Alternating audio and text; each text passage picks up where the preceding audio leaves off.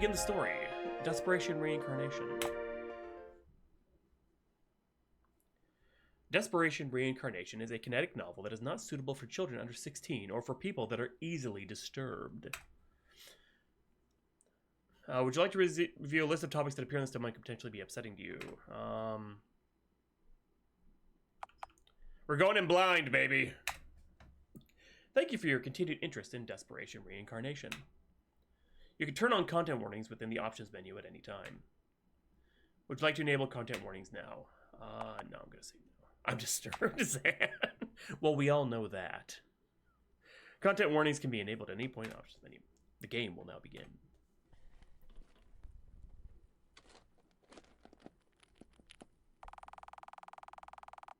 It's been a few weeks since all this happened, and I'm still struggling to take everything in. But at least I'm getting used to this whole Inhuman thing. That was either chips or somebody's eating somebody. Chapter 1. The Fool. This made an MV too, which is kind of cool.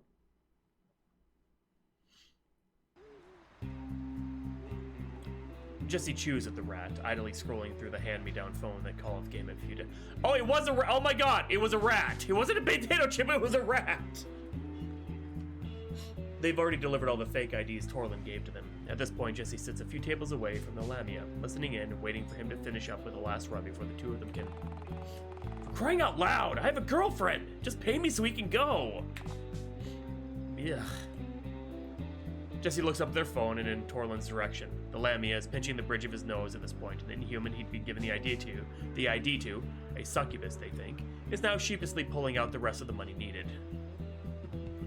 She tried to blow him for it. That's what I'm assuming. After collecting the fee, Torlin huffs and stands up, shuffling over to where Jesse is seated. The neon white lights that hang over the building that they met up in only make his highlights even more obnoxious. Ugh, the nerve of some people. Yeah, we get it. You know you're a commodity, but people take it too far. Come on, let's go. I want to eat. I had to resort to rats again, thanks to you. You're gonna get so many diseases from that. Oh, and you're in the clear? I'm a Lamia! A snake, dude! I can eat rats! You can't! Well, maybe if we stopped screwing around and got dinner, I wouldn't be munching. Fine, I get the message. Stop yelling at me. His Hawaiian shirt is all open, all sexy. Why? Jesse stands up now, clicking the phone off and sliding it into their hoodie pocket. With that, the two of them start walking through the humid summer night. Jesse's sweat clings to their skin underneath their sweater, but they dare not take it off. Charlie seems to go back to normal almost immediately after they start walking. His irritation simply melts away from him, and to be honest, Jesse feels compelled to do the same, even if they're still a bit frustrated at him. Is Calleth off yet? Yeah, I was texting him while you dropped off that one. He's at the diner now. No complications during delivery, right? Jesse nods and flashes the profits they gathered up. A couple of people complained about the price hike, but I had to explain that making these things aren't cheap, quick, or easy. They all paid in the end, mind you. It was just some bickering. Right, good. Come here, give me the cash. Torlin makes a grab for the money, but Jesse steps ahead of him and pushes the cash back into their hoodie's pocket. Oh, no you don't. That's your share of the rent. I'm not letting you spend it all on some shit before we get home. I'll give it back to you when you get home. Do you hear me? Home. Not now. Come on, just trust me. With those highlights, I'm not trusting anyone. No. Yeah. Torlin huffs but drops it for now. The look in Jesse's eyes tells him that they aren't backing down from this. It's a visual novel. It's a kinetic novel. Super frosted. They're blue that's oh no. Probably for the best too, Jesse thinks to himself. They'd rather not get into another fight with their roommate so soon. It's only been a few weeks and they've already butted heads with Torlin more than once. Well, I know that. But you always put the face all the time when it's something you don't like. Two of them walk in silence for a little while, making their way to that greasy diner where they usually pick up dinner from. The food isn't great, or good for that matter, but it's cheap, near their apartment, and the place wouldn't call the cops on them just for being Inhumans. Listen. Any of this jogging any memories, or is not even the mantle? Nope, sorry. The sticky night air drips sweat down Jesse's neck as the Inhumans continue on their path. Torlin opens his mouth to say something, but before he can, his attention is diverted to his phone.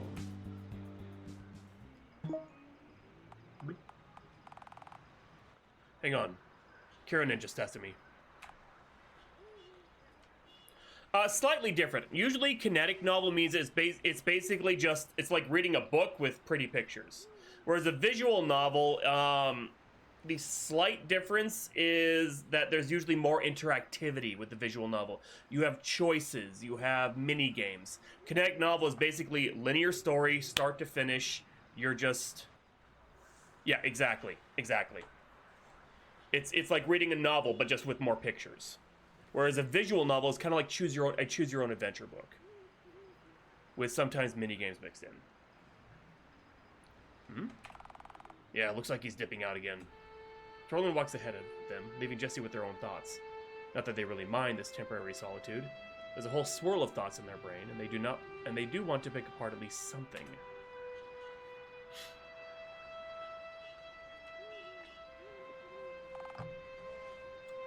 Maxwell Cohen. I wish I knew what to think of this guy. Really, I do, but I barely know anything about him. Yeah. I'm surprised I even know his human name. Jesse didn't really have a good way to explain their feelings towards Kieran. They supposed that the only word that came close to that tangled mess of emotions was fascination. They weren't enamored with him or anything, but it's like his very existence is a primary source of intrigue for them. Kieran is an incubus with the human name of Maxwell Cohen. Torlin is the only one of the three of them who knows anything beyond a casual acquaintanceships with him. And that's about it. What is it about this guy, huh?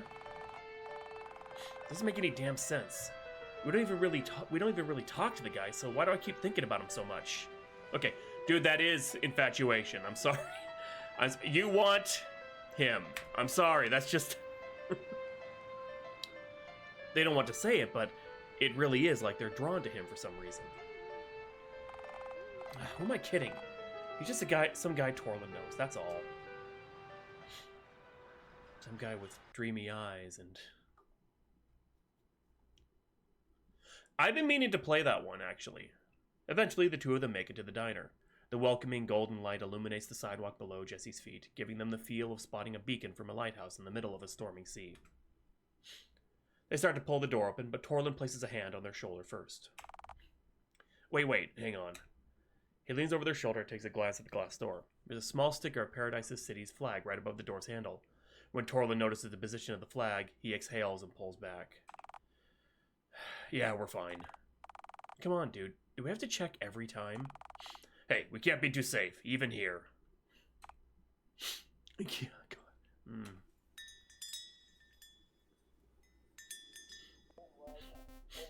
Cold air blasts Jesse's face as they step through the door. The air conditioner hums almost comfortably, blending in with the droning of the latest news that's coming from the television screen mounted on the ceiling.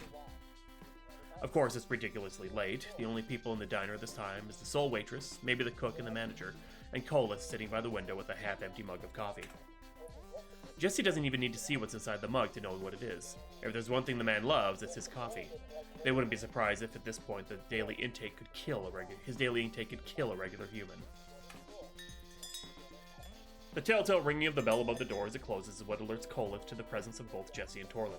He looks up from his phone and pushes his glasses up the bridge of his nose. Hey, there you guys are. I was starting to think you got lost again. Kia! You know what? The way this is reading and the way that it's playing out, I'm getting really strong allegory towards trans and LGBTQ community being represented through the Inhumans. Like, their human name, dead name as it were. I don't know. I'm getting strong vibes like that. They're like checking for signs. Is it okay to be here? Is it safe for here right now? I don't know. I feel that. I'm getting strong, heavy vibes like that.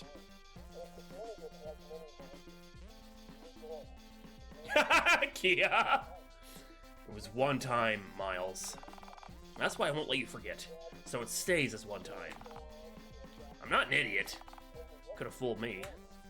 Charlie makes a noise through the front of his teeth and pulls back the chair next to Collis, plopping down in it. The wooden chair creaks in indignation, but stays up even with the sudden weight to it. The incubus debates whether to chide him for it, but holds his tongue at the last second. I'm fighting for my life out here. At this point, he just shakes his head and more or less gets over his irritation, resting his elbows on the table. There are deep gouges in the brown plastic, and he traces them idly with a fingernail. After a few seconds, Jesse comes up to the duo. Their horns are successfully free from their skull now, alleviating the throbbing headache that had been starting to grow in their temples. How do you even deal with these things all the time? It hurts to keep them in. You get used to it eventually. The headaches suck at first, but soon enough you won't even feel them. You got big horns too, so it might take a while. Gee, that's great. My head is killing me. You won't even feel them in a week. You'll be fine, don't worry. It's normal for a cubi. Jesse opens their mouth to remind him once again that they are not, in fact, a concubus, but closes it again. The topic of Jesse's inhumanity is still a rather sticky one, and no one really knows what to classify them as. Sure, they had the horns similar to a cubus, a weird feathered patch on their shoulder blades akin to a harpy's arm feathers, a tiny split on their tongue like a lamia, and... well, they still couldn't figure out what part of them can be classified as a... I don't know, God. A Jew... I can't say it! But no, Jesse, it isn't going to be something good, like the full 9 tails. Eventually, they just sigh and pull back the chair on the other side of the table. They sit down in a normal way, much unlike how Torlin always comes real close to paying the restaurant for breaking a chair, and getting the 3 of them banned. So, what do we want to eat? Chili fries. The response from Jesse is instant.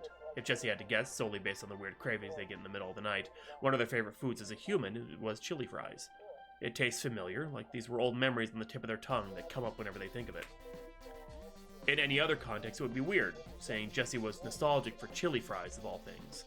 Jesse supposes their situation is a weird exception, though. After all, every bit of familiarity could lead into another piece of their past. Again? They bite the inside of their mouth at Colin's remark. It's an innocent remark that he didn't mean anything by, they know that, but the statement starts to boil over in their head. It tastes like home, damn it, just let me have this. I just like how it tastes, alright? It's a memory thing for him, just let him have it. Thanks, buddy. Fine. At least order an omelet or something to go with it, though. You barely eat anything. You know, that doesn't actually sound too bad right about now. Thanks, man. Everything goes by pretty smoothly for a while. It's not bad, but yeah, it's not really grabbing me as much either. I'm kind of, it feels like it is kind of how these types of games are. A lot of descriptive parts, a lot of talk, a lot of inner monologue, and that's how these types of games are. Like kinetic novels. I don't know. The kinetic novels I play, where it's like reading a book. Almost. Everything goes pretty smoothly for a while. The 3 get their food, talk about all sorts of unimportant nonsense while waiting for it to arrive. But I do feel it is kind of like, it's a bit dry. It's taken a bit to kind of get to its point, I feel. Especially for a demo, because this is supposed to be like a tech demo, like the first 3 chapters of the game. I feel it should be a bit more, like, kind of get us to the point. Get us to some tension, you know, something that's gonna grab us in and make us want to find out what's gonna happen to these characters, what's going on, you know. Even if it is just a tale of self-discovery, there's still there are things that can grip a reader for that. The waitress comes over to their table, refilling Collis' coffee and setting their food down. Collis is rambling about what a shit day he had, how some dipshit tried to get in his face for his inhumanity, and people had to wrangle him out of the building when he cuts himself off. Wait, hey, I just remembered. Did Carradine text you tonight? Yeah, he told me he couldn't come. Again? I'm not really judging the guy or anything, but he sure flaked out a lot lately. Hey, don't be mean. Maybe he had one of those days at work. You don't have to make excuses for him all the time. Come on, not everyone's as social as us. He just got here anyway. Let him have a bit to settle. And nothing else, maybe he's with some human right now. You'd be pissed if I blew up your phone while you... Okay, that's enough. Jesse doesn't butt into the duo's conversation, instead turning their attention towards the food laid out in front of them. There's a basket of chili fries in the center of the table. Clearly the waitress put them there thinking the three would share. In front of Jesse's spot is a greasy omelet. Hey Dora, how you doing? They grab a chili fry and stuff it in their mouth. The spices are mixed together are especially strong. There's a mix of paprika and tomatoes that swirl together on Jesse's tongue. It almost completely drowns out the mild taste of the fries. Good, I'm glad. It's wrong. Familiar, but wrong. This isn't the type of chili recipe that Jesse remembers. Locked somewhere deep in their mind. It's like listening to an old favorite song, but the melody just goes a little bit differently from what's expected. Jesse pulls a face. It doesn't taste bad, but that hint of familiarity does nothing but frustrate them. They swallow their bite and wash it down with a swig from their mug instead of choosing to work on their omelet.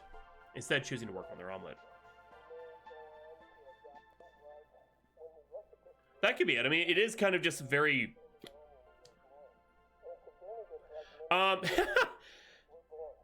whole topic is apparently like these characters are what's called Inhumans. They're kind of a looked on down subset of humanity or sort of human. I don't know.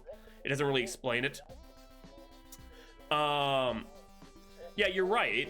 Yeah, there is no subtext. It's just information. So that can be kind of... A little bit, yeah. And Jesse, the one in purple, is the main character, and he's trying to remember who he was in his past life, because he doesn't remember it, which is unusual for an Inhuman, apparently. So, and they get chili fries because it has some sort of familiarity to them, but they can't quite place it.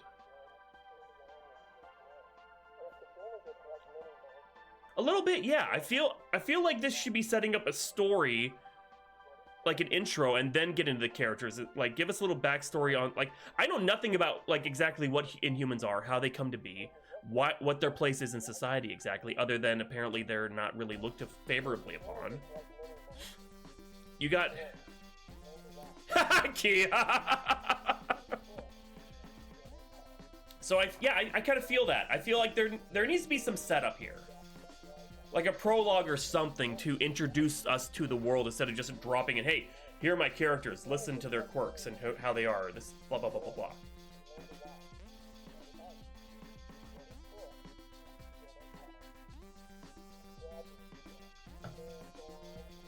BG. And hey, BG, how you doing? It's familiar, of course. Jesse doesn't believe they're the kind of person who's never had an omelet before, but it doesn't evoke the same feeling that the chili fries does. Fast Reddit. Hey, dude, shut up. I'm trying to listen to this. Jesse snaps out of their musings on the food. The comment had been directed towards Torlin, but Jesse looks up to see Colith staring at the TV on the ceiling. It's been tuned towards the city's local news channel, and after a bit of listening in, Jesse realizes why he's taken such a sudden interest in it.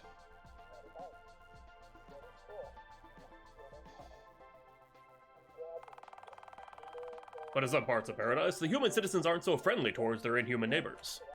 The news reporter is a friendly-looking, 20-something looking woman.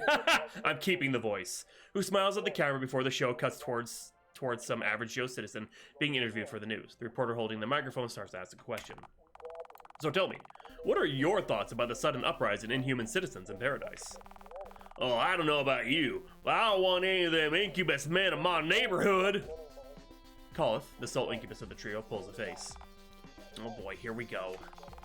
Now, I don't hate Inhumans, of course I don't. I wouldn't mind having one of those Jew or Lamia ladies around these parts. Dora. Oh, he's hitting all the points. What is this, Inhuman bigotry bingo? But I don't want any of them incubuses in our neighborhood. I don't want them prowling around my daughter. The camera pans over to the interviewer, showing that he's wearing the exact same expression of utter discomfort that Colith is now pulling. The interviewer gives a tight smile and motions for the camera to cut to the next interviewee. Concubus. Did I say something wrong? Well, he's an incubus. There's succubus. There's also like concubus is that the they them term for? Because he clearly said he was an incubus. We've already had someone say they were a succubus at the very beginning, where they sold a fake ID to them, and then concubus came up too. You really just let anyone on the news these days, huh?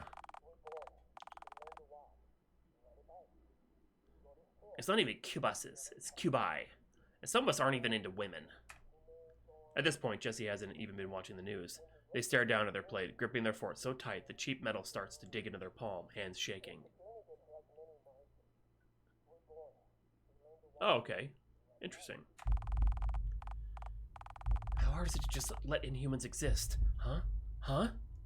We don't exist for humans' convenience. We're all just trying to live. I'm getting really, really heavy. Interesting. I did not know that. I thought the incubus and succubus were basically female and male, or male and female versions of the thing, of like the word. I learned something today. That's interesting.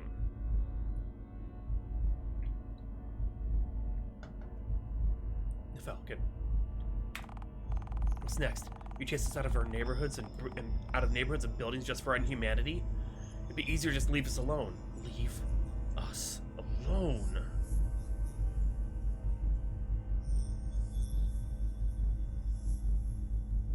Well, so I mean, I thought the prefixes were basically male and female versions, not that they had an actual meaning of like on and under and next to, that sort of thing. That's cool, actually. Their entire body tenses up, trembling with a dark rage. She, her incubus. That's a top! Surface. Jesse doesn't know why this is hurting them so badly, why they're so angry, why they have to have the unbearable urge to scream at the face of the interviewee. All they have is their rage, and to be honest, it's starting to scare Colth and Torlin. Jesse's silence says more than any hateful diatribe could. Jesse? What's up with the... Whoa. Ever since they woke up as an Inhuman, all they felt is anger. Anger, hatred, bloodlust. All the emotions that drive someone insane boil away inside them.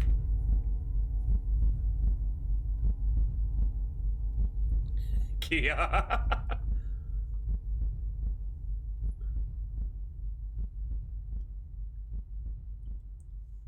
It has the feeling of it's saying too little but using too many words. You know what I mean? No, not boiling. Burning. That's right. They're burning inside with hatred. They've been burning since the beginning. Burning, burning, burning, burning, burning, burning, burning, burning, burning, and they do anything to stop the burning. If only they knew who started the spark. Jesse would burn him alive with them. But for now, they've settled with the burning this shithead, and they've never met. Well, meet them. We'll never meet them, and they'll forget about them in an hour. All to stop the pain and loathing in their core. Why can't all humans just leave? Dude, calm down. I'm glad you're mad about it, but save the anger for when you actually need it. Colth's attention diverts away from the screen at this point, instead turning towards Jesse. He nudges their elbow with a finger, bringing them back to reality. Jesse swallows both their omelet and the urge to throw a mug at the screen. Are you good? Fine. You look like you're gonna kill someone.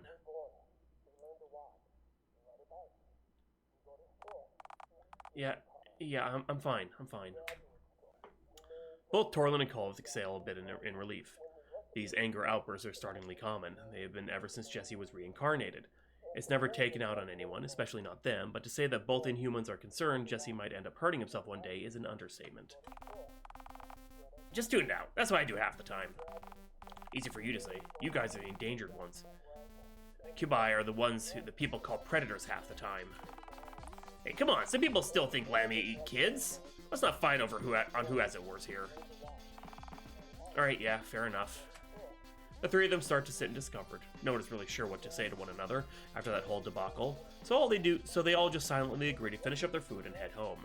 Besides, the night is late and Jesse does not have all the qualities of a kibbutzz. They'll have to sleep soon. A few minutes pass and eventually Jesse finds himself calming down enough that they aren't on the verge of doing something drastic. Yes, it's a kinetic novel, Dora. Their heart stops pounding in their ears and finally their senses go at least somewhat back to normal. It's probably not a good idea, but at this point Jesse starts listening to the news again. That gross incubus segment is long since over, and it makes for some decent white noise for them to listen to while finishing up their dinner. 12.7% of the Inhuman population in Paradise is considered to be reincarnated. Inhumans that are made out of a soul that was once human. 12.7% of Paradise's Inhumans are reincarnated from a human soul, huh? And unfortunately, I fall into that percentage. Which wouldn't be so bad if I actually remembered how I reincarnated. Yes, that was the problem, wasn't it? Sure, they have a few complaints about being pretty much the only Inhuman to show traits from all four types. It seems great on paper, but in execution it does nothing but make crossing into different territories a legal nightmare. But then near total amnesia of their past life is what Jesse's really concerned about. Reincarnated Inhumans, once they remember Call's saying, tend to have at least a good grasp of their life as a human before they died. But Jesse? They have almost nothing. Just flashes here and there. Just had to be me, huh? Of course, they didn't have a complete blank of their past life. No. That'd be too comforting.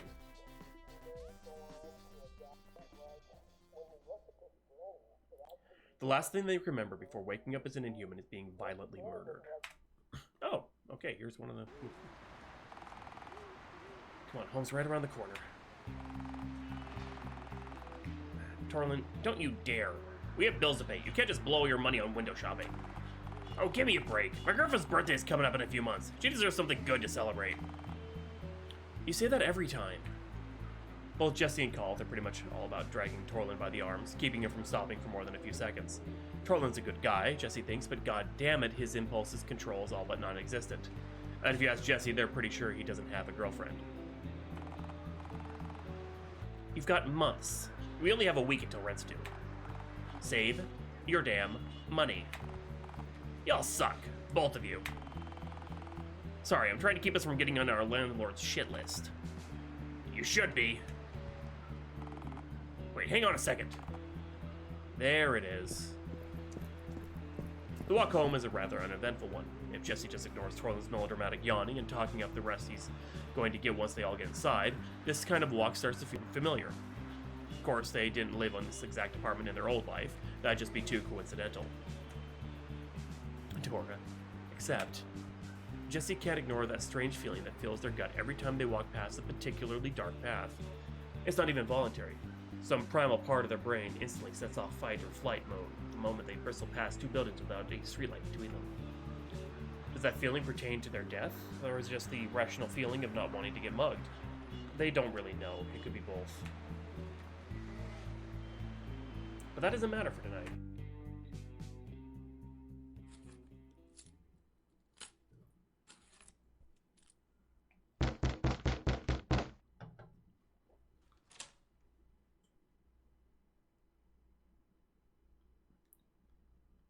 After rattling the key in their door's lock and hitting the thin wood a few times to jiggle everything back in place, the three of them finally get their apartment unlocked and open. The now familiar stench of mildew and city smog fills Jesse's nose as they step through into the living room. Home sweet home, I guess. At least Torlin seems to be in a better mood than Jesse. He shovels ahead of Callith, happy as can be to be home. Not that they blame him. The rent isn't too bad when split three ways. Well, it will be when Jesse can finally get an actual job besides just Torlin's delivery person. And the neighbors aren't that obnoxious. Well, it's easy to say the neighbors aren't annoying when all the neighbors are busy stewing in the fact that they live in the literal basement of the apartment building, like Jesse, Torlin, and Callith are. Home sweet home, baby! In the comfort of their home and free from the prying eyes of strangers, Jesse strips their purple hoodie off, tying their arms around their waist. They kick off their shoes next to the door and head to the couch, where Torlin has already parked himself. Callith, meanwhile, shuffles off into the bathroom, probably to at least make an attempt to tame his unholy mess of hair. Almost instantly, Jesse embraces sweet relief as their sweaty skin hits the air. Their apartment isn't cool by any means. The air conditioning is finicky at best, but it's better than the summer humidity. Slides across the damn screen. Jesse supposes the heat from paradise doesn't help any. At least it's a bit cooler than the basement. It's like a visual novel, but it's more... it's less interactive. As Kia described, it's basically like a light novel with images. Yeah. God, it's boiling out. Like, it's completely linear, no choices, just words. Ugh, tell me about it. Torlin has already flopped face down next to Jesse on the couch. It's a brown love seat and kind of grotty in Jesse's personal opinion. So his upper half took one of the free cushions. The lower half of him has transformed into a large snake tail, dangling over the uncomfortable armrest. Yeah. It's not easy being a wanted man, you know? Can you stop calling yourself that? Well, it's true. Inhumans want me, and the law wants me too. I'm a wanted man. If nothing else, can you stop declaring yourself a criminal when the neighbors can hear us? As much as Torlin talked himself up to be a modern-day equivalent of an outlaw in the Wild West, his actual job was a little more boring.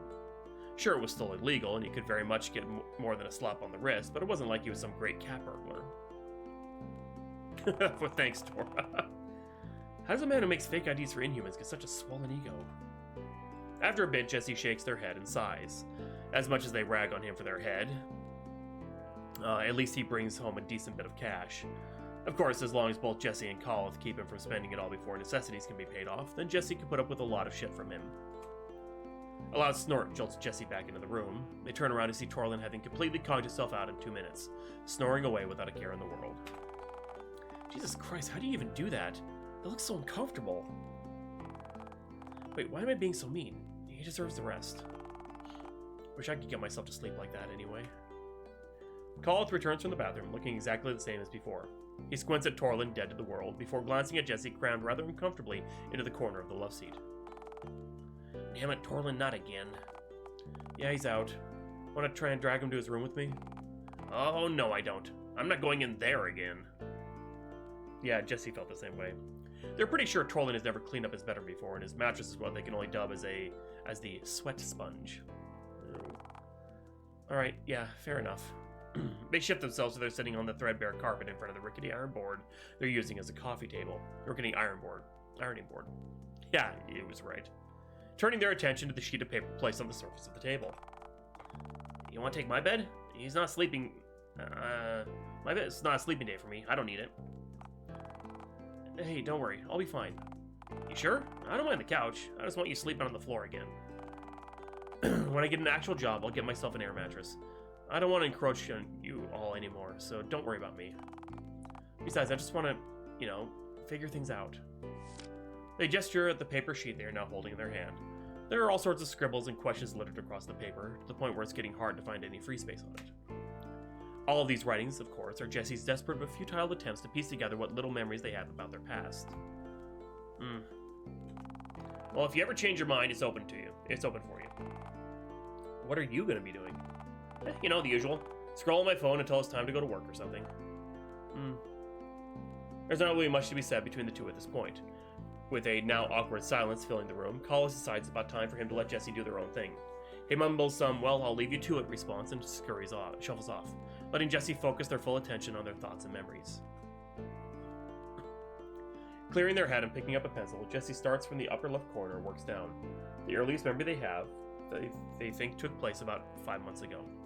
They don't have any definite proof of this period, but Jesse does have a feeling about it. 5 months ago, I guess it would be winter break. I visit family at this point and meet up with someone. God, I can't remember anything about them. Face, name, even a gender? They furrow their eyebrows and rack their brain for something to pop up in their head. While memories don't often clear up if Jesse actively thinks about it, it has happened before.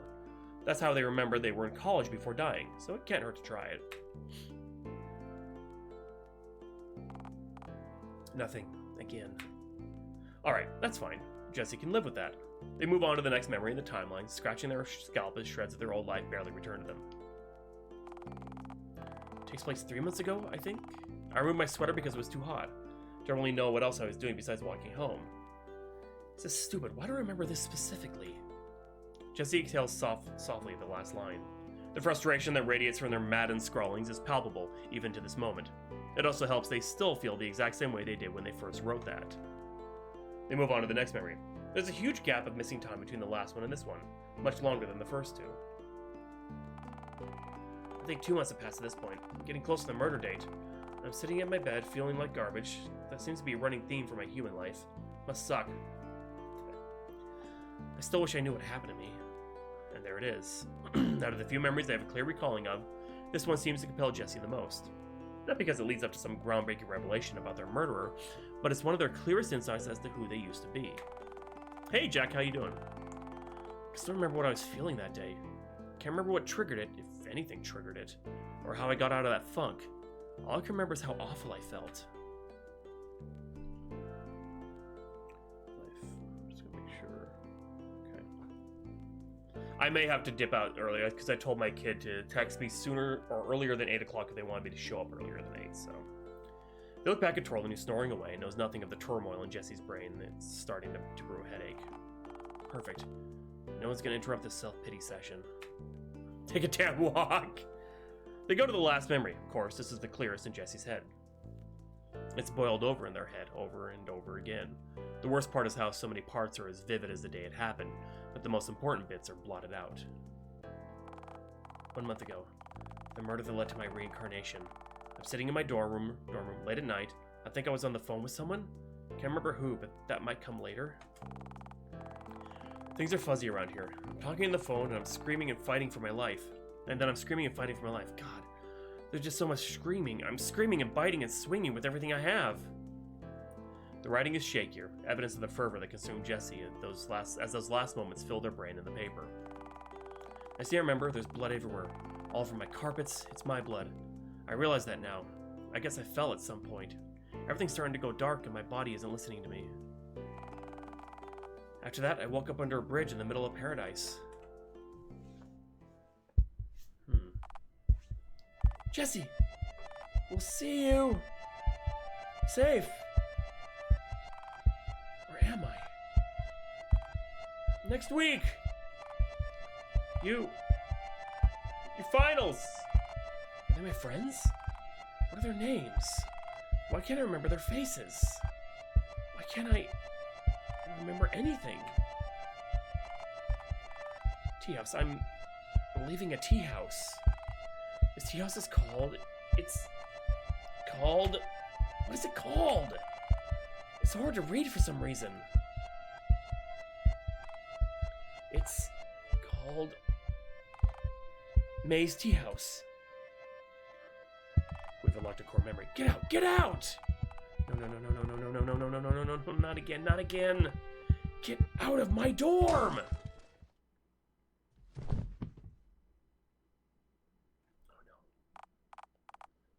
Can't I remember my murderer's face?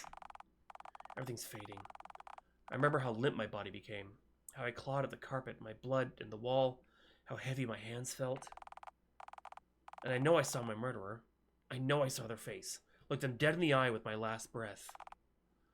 But I can't remember. I'm sorry. Huh? I'm so sorry.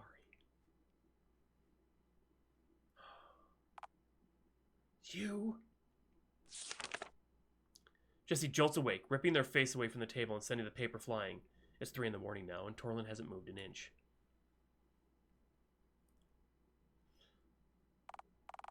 I fell asleep?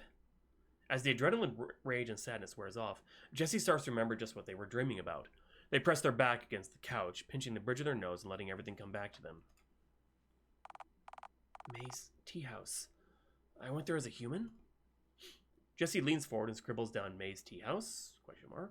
On one of the paper's dwindling free spots. Tomorrow they'll find out more about this mysterious tea house, but tonight they need some actual sleep. Chapter 1, End. Intriguing. It kind of picked up a bit more at the end there. Because I think it's just because it was more action-y and like more tense. Every time I fall asleep, I hear that voice screaming at me. Oh, now we're queuing in. He doesn't want to say it. He doesn't want to say it, but Kieran is beginning to believe he's cursed. And to be honest, it's really starting to look more and more plausible every day. Okay, I'm calling right now. Kieran is probably Jesse's murderer. I'm getting a feeling here.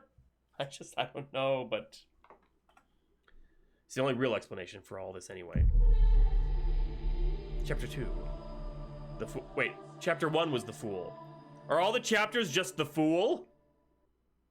Chapter 1 was the Fool. They're both fools. You sicken everyone around you. What? Kieran sits up, pulling away from the blonde woman he'd been with. He doesn't want to act as paranoid, especially in front of someone else, but the voice had just been so clear, as if someone really did growl it in his ear. Maxwell, what's wrong? Do you have a roommate?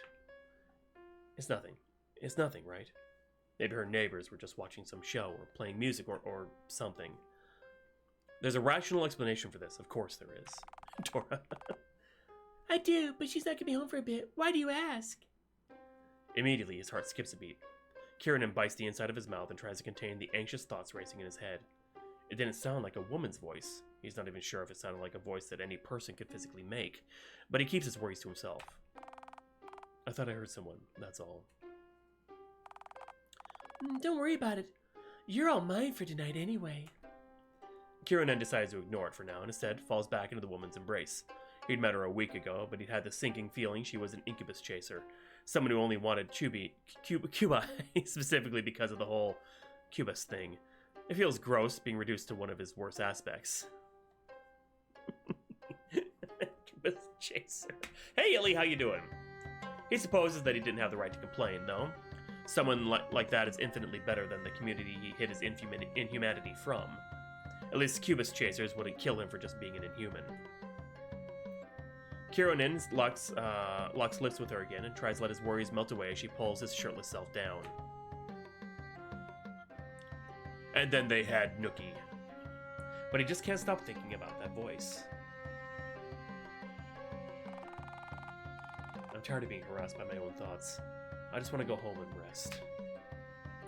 It's been about an hour or so since all that happened. Kieran figures it's probably best to slip away now before she turns on him and tries to find where he works and reports him as an inhuman or something like that. He beats himself up a little for forgiving her his human name. At least she doesn't really know anything about me. I can't let my guard down, even in paradise. He looks like shit. Yeah, a little bit. He jumps as his phone buzzes in his pocket. Immediately, he assumes that the incubus chaser had found out he dipped out because of his anxiety and was putting him on blast. She seems like a nice woman, she really does, but he knows he has to worry. It's just Torlin. Right, that's right. He did tell the Lamia he was going to skip out on swinging by today. Kieran leans his back into the wall and starts to type his response. Huh. Kieran looks up from the screen, and then the lights hanging above his head. Did the lights just flash? He hopes they didn't. They don't. It's already hard enough to navigate his way out of someone else's apartment building in a fully lit scenario. He doesn't really want to have to use his phone flashlight. The inside of my mouth is a little itchy. Did you hate that? Damn it. Of course they went out, because he can't just have one thing go right. Kieran figures at this point it's probably best to stop standing around and get out of here before he got himself hopelessly lost and knocking on someone's door asking for the way out. Of all the places, he just had to end up in the one apartment with a long, twisting corridor instead of some straight hallway. He starts walking, using his phone's light at least to give him a decent idea of where he's going.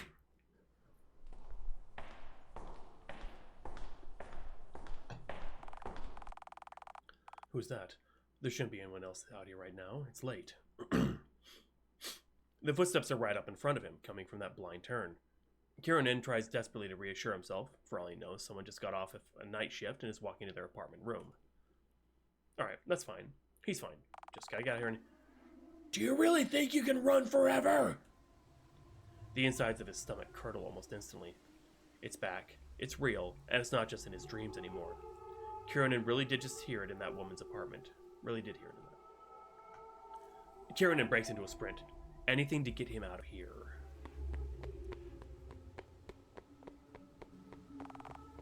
We all hate you. Everyone knows what you are. Get out of my head. Get out of my head. Get out of my head. As long as Kieran can get out and get some fresh air and start on their way home, then he should be fine, right? Right? He could just put it all behind him or something. With his luck, the elevator will be broken. Kieran heads for the stairwell. The stairs should be fine, right? God, he hopes so.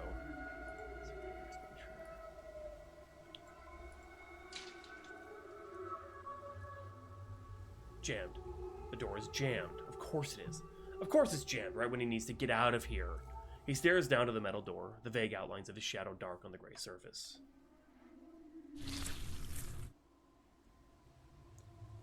His shadow's eyes open.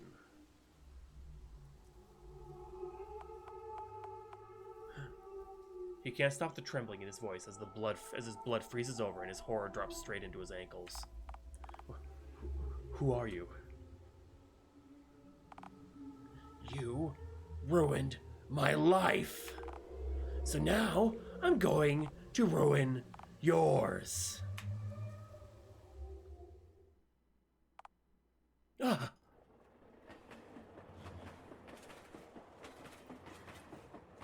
Kieran jolts and straightens his back, snapping his eyes open and glancing all around. The ominous darkness of that corridor is gone, instead replaced by a blinding sunlight streaming through the windows. Did he fall asleep on the train? That's fine. Good, even. If he fell asleep, that means all of that was a dream. Cubi may need to sleep less than normal humans, or other Inhumans for that matter, but Kieran has been especially restless these past few weeks. The stress of moving away from whatever he was repressing is really starting to take a toll on him. You ruined my life. What does that even mean? I don't want to dwell on it any longer, but it felt so real.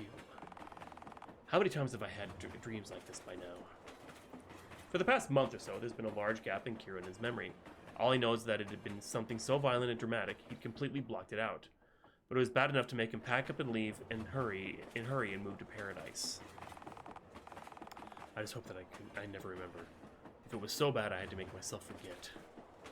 Kieran shivers at the thought. He's considered the thought that he has some localized type of dissociative amnesia, but Kieran is almost afraid to look too deep into that and trigger whatever he's trying desperately to forget. So desperate. It's okay. It's okay. I'm okay. Everything's going to be okay. It has to be.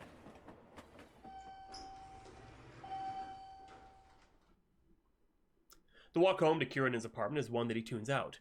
He's a simple man. Of course he is. Go to work, come home, enjoy his indoor hobbies, find the mental strength to leave the house every few weeks or so, rinse, repeat, and let the cycle begin all over again. I also think part of what's kind of making this a little dry, even for me, there's no music. There's nothing. There's sound effects, but there's not really like any music or anything to kind of set the tone or the mood or anything like that. I think that would help a lot. Some Inhumans would call this a horribly lonely life. He was one of them. Well, the no cutscenes, that's the kinetic novel, though. That's part of the genre this is. I need more friends and more of a social life.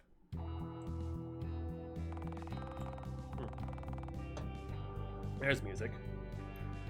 I can't believe it's already so early in the morning. I only have a few hours to get ready for work.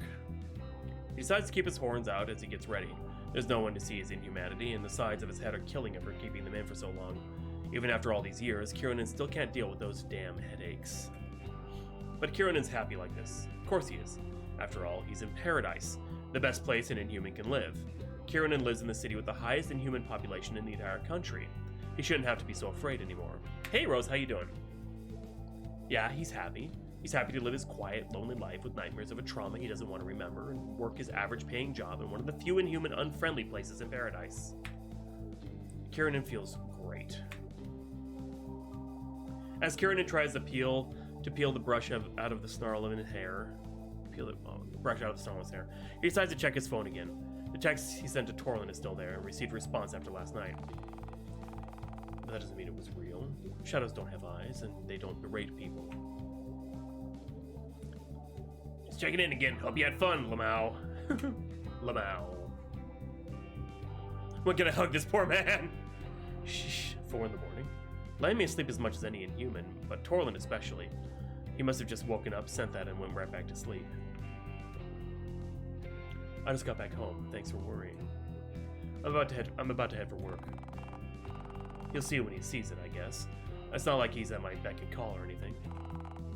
Might text him too much. 2 texts is good enough. It's probably too much. I barely even know him. He wouldn't want someone to cling on to him like this. I hate overthinking like this. Oh, this is why I have no friends. Kieran finally entangles the brush, but gives up on his knot. Not like anyone is really going to care anyway. He looks over and stares at his reflection in the streaked, filthy mirror on the wall. You have a whole life ahead of you. Don't ruin this for yourself. Now Kieran is talking to his own reflection as I crack my knuckles. He really is going insane. But he really shouldn't dwell too deep on that. For now, he has to go to work and act like he's an average human who is perfectly sane and not traumatized in the slightest. Welcome to Good Burger, home of the Good Burger. Can I take your order? It's been a rather unpleasant experience to try and find a job in such a short amount of time. To be honest, Kieran still can't believe he found this one.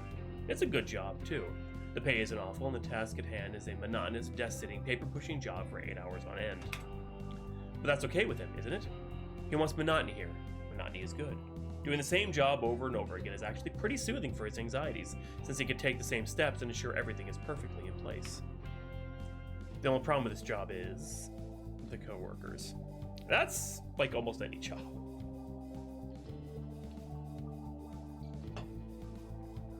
The workday goes as usual for the first few hours. It's only when Kieran has to take his lunch break and actually speak to the people he works with that he starts to feel sick again. If Kieran is being particularly truthful, he's not hungry at all.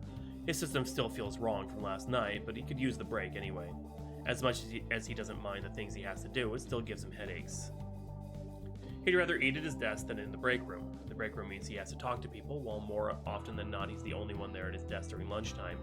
His coworkers hang around the break room for lunch, usually. It's going to be one of those days for me, isn't it? I just can't shake the feeling something's wrong. I hate it. I shouldn't even be thinking about that dream anymore. It's never bothered me this much before. I never think about them for this long. Why can't I just forget like I always do? Kieran shakes his head to clear his thoughts. Hopefully the silence would be enough to. Hey, Max! Oh no.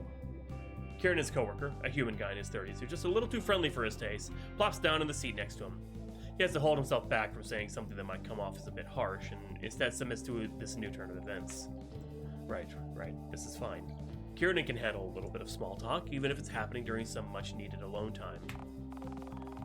If you don't mind me asking, how come you're not in the break room today? Yeah, you know, too much drama going on there. Some people keep forgetting this isn't high school and we shouldn't act like teens. Kieran, being an Inhuman that wasn't reincarnated, has no idea that what his coworker is talking about. But he can't show that, so he simply nods along. Trying to keep to himself, Kieran turns his attention towards his food. His coworker is cheerfully going on and on about how his weekend was and what his wife's doing lately, and all sorts of other topics that 2 normal and functioning coworkers talk about. It's only when that topic comes up that Kieran is forcibly brought back in the room. So, Paradise is treating you well? I guess so. I'm finally settling in a bit anyway. The weather is nicer than what I'm used to, and the people here are friendlier. Yeah, I get you. I was pretty much born and raised here. Personally, I got one real complaint. It's not a big thing anymore, mind you. No? What is it? You know, Inhumans. Pardon? You, know about Paradise's little secret, right? I'm aware, yes, but what do you mean, a problem? Ugh, don't give me that look. It's not like I have a problem with their lifestyle or anything. The food in Kieran's mouth becomes a lump of soap-tasting sludge mid-chew. This isn't the first time he's heard of this kind of schlock. Hell, he'd be lucky if it was the 10th time. But it never fails to activate his fight-or-flight response. And right now, running away is really looking like a good idea. Kieran forces down the urge to dry heave. He swallows thickly and opens his water bottle to clear his throat. His coworker takes the silence as an invitation to keep spewing his diatribe. It's just, well, you know how humans get. Always flaunting it in your face. This is totally an allegory for LGBTQ. 100%. This is 100% allegory for that. And that's cool. I like it. I like that. I like the symbolism. But it is, yes. I was just about to say that. But it's being laid on really thick.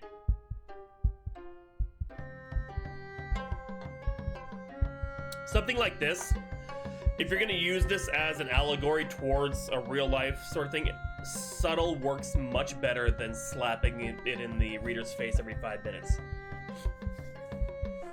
Personally. That is true, Dora. It's like, we'd respect it more if they were just more normal about it. You don't even know I'm an Inhuman. Every ounce of Kieran's will is being put into not saying something he'll regret, or running away, or throwing up on the table. Yeah, that's... You have a point, too, yeah. Something like this, I would almost say... Yeah, right. God. I would say it doesn't need to be an allegory. Actually, you know, be upfront about that. If you want to tell that kind of story.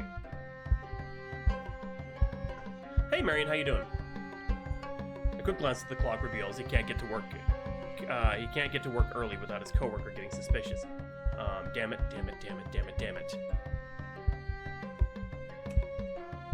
A painful itch below the skin starts at his collarbone and is spreading to his left bicep. Kieran can't even reach up to scratch and relieve the discomfort. He's afraid that if he does, he'll end up triggering his mute. You okay there? Lips pursed tight, he tries to quell his shaking, sweating palms. Finally, it seems his coworker notices something's amiss, but that's exactly what he doesn't want. Kieran takes a frantic glance at his bottle. I'm fine. He's got a little pale there is all. And soon enough, his coworker's expression changes into the worst thing possible. Wait. You're not one of those Inhumans, are you? Without much of a second thought, Kieran thumps his knee upward, shaking his death and spilling his open water bottle onto his pants legs. Whoa! Oh, jeez. Well, it's nice talking to you. I'm gonna go dry myself off now. I'll see you in a little bit. Up time to hydrate. Hey, Base, how you doing? I mean, I feel that it should have, like, I feel like Kieran, like, the way that his chapter is written, he's a much more compelling character. Even though Jesse has the mystery of how did he die, why is he reincarnated, etc., etc., I find Kieran to be much more compelling. Maybe it's just the way he's written.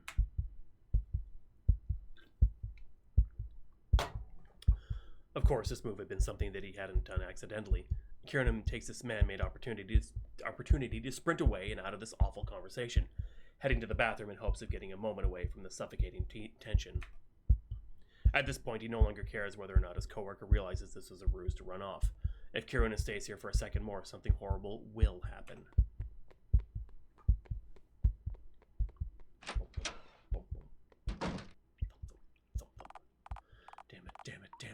Damn it. Slamming the door to his bathroom stall of choice, Kieran slides his back down the wall and finally lets out all his fear, horror, and disgust. Oh God. I work right next to one of those people. Why did I take this job? Why couldn't I have found anywhere else? No wonder they were so quick to accept me. This is horrible. Kieran grips the sides of his head, eyes wide and knees shaking. Violent pangs of horrific embarrassment wash over his body, even if he's alone and there's no one to see how he's falling apart at the seams. An Inhuman with the body and mental development of a grown-ass man should not be reacting this badly over a below-average coworker in his workplace bathroom. Or at least that's the way Kieran sees himself. He knows. He definitely knows. He knows what I am. He knows he's working with an incubus and he'll tell everyone and then everyone is going to... and everything is going to be ruined all over again. God, I'm such an idiot. I could have done or said anything else. I could have just lied, but I didn't. And now he's going to start digging into my life. Idiot.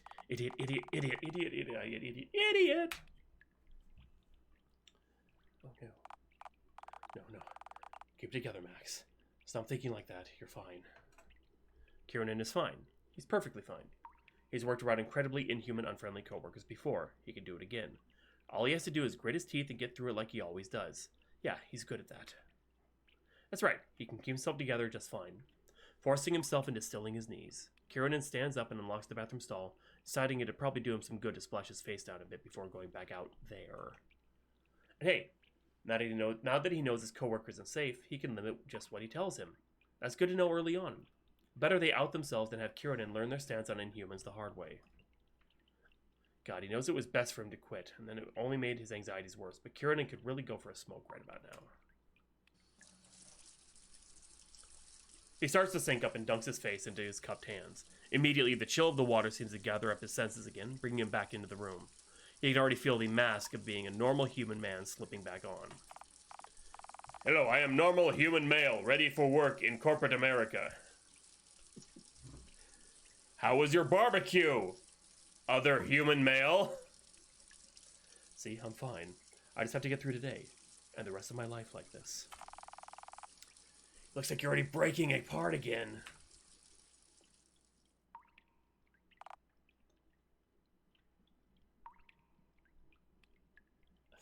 I was just joking, Dora. Like I'm the human Max, not an inhuman. Oh yeah. Okay, you got the joke. Okay, good. I was like, let me explain the joke. Oh no. What? You're not a Sir, if you believe I'm a hawk, I have some wonderful beachfront property on the moon to sell you. He stops the sink and looks up at his reflection. Dora. That voice is back. It's back, real, and he knows for a fact he's not dreaming again. No, not again, not again. You think you could just walk back to work and pretend nothing ever happened? He knows there's something wrong with you now. Other perfectly normal human male. One of my favorite gags on Brooklyn Nine-Nine is when Holt, the openly gay captain of the Nine-Nine, one of my favorite characters on the show too, tries to pretend that he's a straight man, like for an undercover bit. God. Yes, I would know that because I'm with a human female whose breasts I love. It's so good because it's so awful. Go out and find all about you and all your dirty little secret. You and your dirty little secret. Kieran grabs his arm and digs his nails into the skin. Fresh pain blossoms through the skin, through the fabric of his shirt. It's real. This is real. Shut up. You're not real. Get out of my head. Being human Falcon. You're such a rotten creature. Do you know that? I'm not listening to you. You're not even real. Oh, I didn't even notice that thing was behind him. Oh my god. It's a futile attempt to ground himself back into reality, but what else was he supposed to do? He stares dead ahead at his reflection. As long as he doesn't turn around and look back at the thing in his peripheral vision, he can just tough this out or something. Or at least that's what he tells himself. The truth is, his fear has paralyzed him, leaving him helpless to do anything but grip the sink in terror.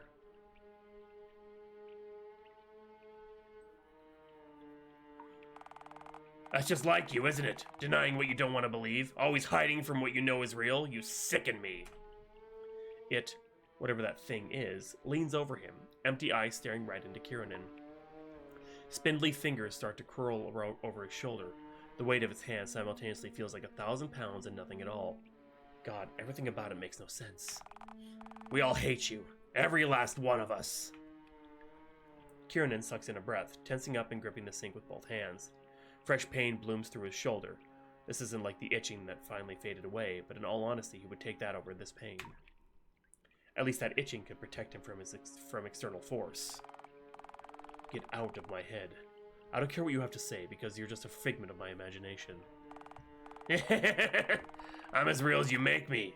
You can make me vanish, as long as you purge yourself of your sins, and I'll let your guilt cross your mind. You and I both know you can't ever forget.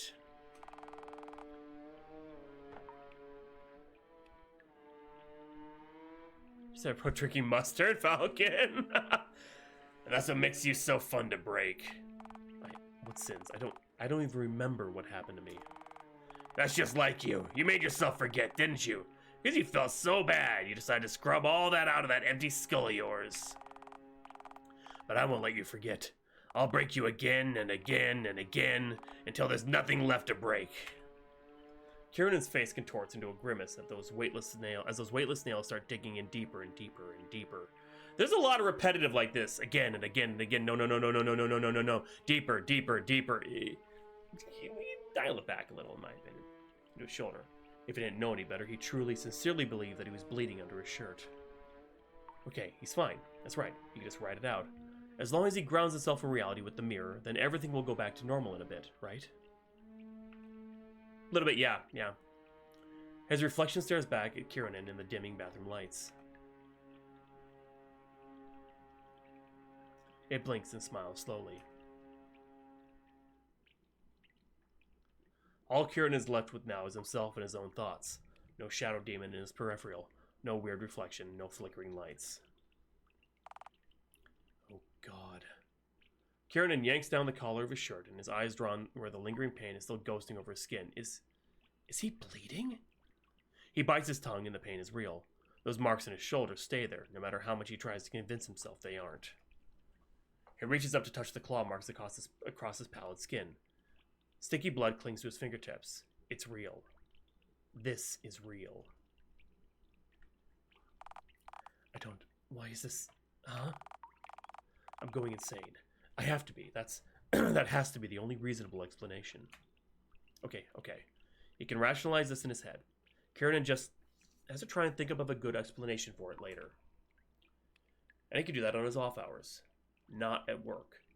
So he just needs to pull himself back together and stop having a breakdown in his workplace bathroom. Yeah, he can do this, like he always does. Who the hell is he kidding? This isn't normal. This isn't right. He can't live like this forever. Twice is more than enough. He needs help for this.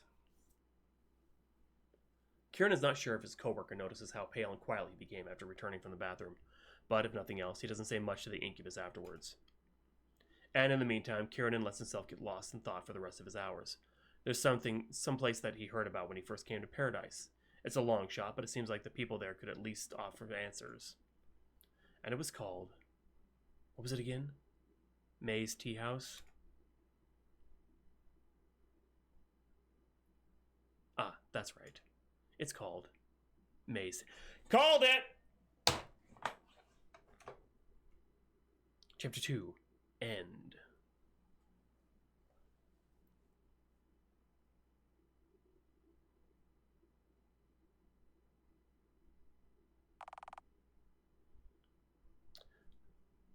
I would love to keep going, but I think we're going to have to actually call it here. I'm going to save it though. There's a gallery. All the, I don't know how much longer there is for chapter 3, but I've only got a couple of minutes before I have to go and actually pick up my kid from their school function, so that's the whole reason we started a little early. And I want to take a couple of minutes to just talk about the game too. Like let me just restart it. It's not a bad game by any means. No, I'm not going to continue any further. Volume reset. Whenever I play a demo, I'll play it for about an hour, 1 to 2 hours, depending on how it goes or whatever. But we're only doing it kind of shorter, like only an hour and 15, because I have to leave in a couple of minutes. So I started a little early today because I did say I would play it today. Oh, the joke. Oh, that's that was your joke. I was actually curious to see if the chapter is going to be named The Fool as well. It's an interesting story, but I feel that it could use a bit more world building rather than just character building, because it kind of drops us into the middle of this thing, and we're supposed to feel things about what these characters are feeling, but without having any context for the kind of world they're in. We're just kind of piecing things together. And that's why I kept saying it really does feel like an allegory for LGBTQ plus that community. It's basically slapping us over the head with it, honestly. Which is, it's not bad, but I feel it could be a little bit more subtle in that way. The writing's not bad, but it does kind of need a little bit of needs to kind of tone itself back a little bit. It doesn't need to keep repeating itself. It doesn't need to keep, you know... It could be a little bit more subtle. I don't know. I personally like it, but it's not really something that's good for a stream. I agreed to play it because that's the kind of person I am, and, you know, whatever. It's okay, Phoenix. You got me just as I'm leaving. I'm so sorry. Yeah, it's a demo, and it's a tech demo, and you know, you learn things from these. I feel that as a kinetic novel, it does what it sets out to do. I do feel that the writing could be tightened up a bit to give it a little bit more urgency and agency, and that there does need to be some more world building. Like, this kind of story could really do well with a prologue that explains about the world, so that we're not completely dropped into it and just wondering, why should we care? Like, what are Inhumans? Are they monsters? Are they born this way? Are they mutants? Like, what exactly is this, you know? Because we're just kind of guessing at this point. And I mean, like I said, the character, I found Kieran to be much more compelling because, I don't know, maybe just the way he was written, but yeah, don't info dump. Like, have a general prologue, you know, like go through their normal day or something. I don't know, just something to give us more about the world, because I felt that was really lacking. And there was no kind of, there's like no, like Kia said it earlier, it felt a lot like this was just somebody saying and explaining, hey, these are my OCs, I'm gonna tell you about them. Okay, cool, they're cool characters, I like the characters. I just feel that there could be more for them to do, and just, I don't know, so I could feel more towards them rather than just be kind of confused about what's going on. But that's just my opinion. But anywho, yeah, so thank you to the dev for reaching out to me. Shit, I'm terrible with names. I'll just go with, yeah, AwesomeTrinket, sorry. Yeah, thank you to AwesomeTrinket for reaching out and asking me to try their demo out. We didn't finish it, but, you know, I feel like there could be some, there's potential here. There's a lot of potential here. And it's a little dry, even as a kinetic novel, but like I said, if they just tighten up their writing a bit more, and resist the urge to kind of embellish on things you don't really need to embellish on, then I think they'd have a very compelling and interesting story, especially being written as an allegory for the kind of oppression and persecution that the LGBTQ plus community faces day to day.